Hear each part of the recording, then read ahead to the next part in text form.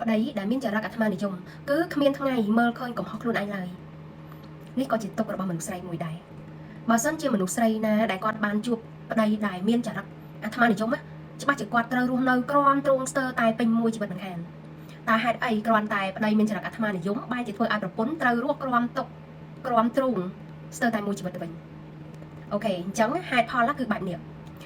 ទី1ប្តីអាត្មានិយមគឺចូលចិត្តធ្វើអ្វីមិនពិភាក្សាជាមួយប្រពន្ធចូលចិត្តធ្វើអ្វីតាមតែចិត្តនឹកឃើញរបស់ខ្លួនហើយទី2ប្តីដែលអាត្មានិយមគឺមិនដែលទទួលនៅកំហុសដែលខ្លួនបានសាងឡើងនោះទេដោយសារគិតថាខ្លួននឹងជាប្តីជាមេគ្រួសាររបៀបថាការពីចំនួនពីដើមគេឲ្យប្តីនឹងមានសិទ្ធិធំខ្លាំងខ្ពស់មានសិទ្ធិខ្ពស់ប៉ុន្តែសម័យឥឡូវហ្នឹងគឺបុរសនិងស្ត្រីគឺមានសិទ្ធិស្មើគ្នាបច្ចុប្បន្ននេះមនុស្សប្រុសបើកាលណាមានអត្ថភាពអាត្មានិយមមិនដែលទទួលស្គាល់នៅកំហុសខ្លួនឯងដែលខ្លួនឯងបានធ្វើទេណាគឺច្បាស់ជាមានបញ្ហាធំជាមួយនឹងប្រពន្ធជាមួយនឹងដៃគូជីវិតរបស់ខ្លួនខាងនេះដោយសារតែគាត់គិតថាអ្វីដែលគាត់ធ្វើគឺត្រូវទាំងអស់ no កុំធ្វើអញ្ចឹងហើយទី3ប្តីអាត្មានិយមគឺមិនចេះស្ដាប់ហេតុផលទេទោះជាយើងនិយាយហេតុផលទៅគាត់ប្រហែល100ហេតុផលក៏ដោយក៏គាត់ទទួលអត់បានដែរគាត់ហាក់ដូចជាមនុស្សទឹកពេញកែវហ្មងអញ្ចឹងហេតុផលរបស់យើងគឺគាត់ស្ដាប់អត់ចូល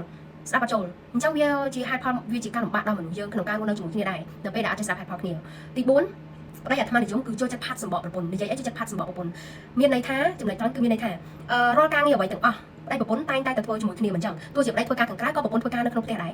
កិច្ចការនៅក្នុងផ្ទះទាំងអស់មើលថែកូនការងារក្នុងផ្ទះដូចដឹងស្រាប់ហើយគេហៅថាស្ត្រីជាមេដាដៃ100ណាហ្នឹងហើយប្តីបែបហ្នឹងចូលចិត្តនិយាយផាត់សម្បកប្រពន្ធដោយទទួលយកគុណសម្បត្តិតែម្នាក់ឯងណាគិតថាកិច្ចការទាំងអស់ដែលខ្លួនបានមកហ្នឹងដែលខ្លួនបានទទួលបានមកហ្នឹងគឺជាកម្លាំងដែលខ្លួនបានទៅធ្វើតែម្នាក់ឯងដោយមិនមានចំណែកប្រពន្ធចូលរួមនេះហើយគេហៅថាប្តីអាត្មានិយមដែលចូលចិត្តផាត់សម្បកប្រពន្ធចោលនិយាយអ្វីគឺយកគុណសម្បត្តិតែម្នាក់ឯងអញ្ចឹងណាបើសិនជាខ្ញុំជាជួបមនុស្សប្រុសបែបហ្នឹងមានមនុស្សប្រុសបែបហ្នឹងនៅក្នុងជីវិតណា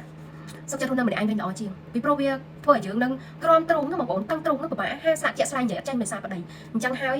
ពេលខ្លះមនុស្សយើងមុននឹងរៀបការមួយគ្នាក៏មើលអំពីអត្តចរិតគ្នាទៅវិញទៅមករាប់ឆ្នាំប៉ុន្តែចុងក្រោយនៅតែជាអត់ផុតពីបញ្ហាមួយណាដែលយើងមិនបានរំពឹងទុកហើយវាទៅជាជួបបញ្ហានឹងមកអញ្ចឹងហើយបានមានមនុស្សជាច្រើនរៀបការហើយមិនទាន់បានក៏លែងលះគ្នាទៅដោយសារតែបញ្ហាចម្រូងចម្រាសជាច្រើននៅពេលខាងមុខដែលយើងមកឃើញហើយរហូតធ្វើឲ្យ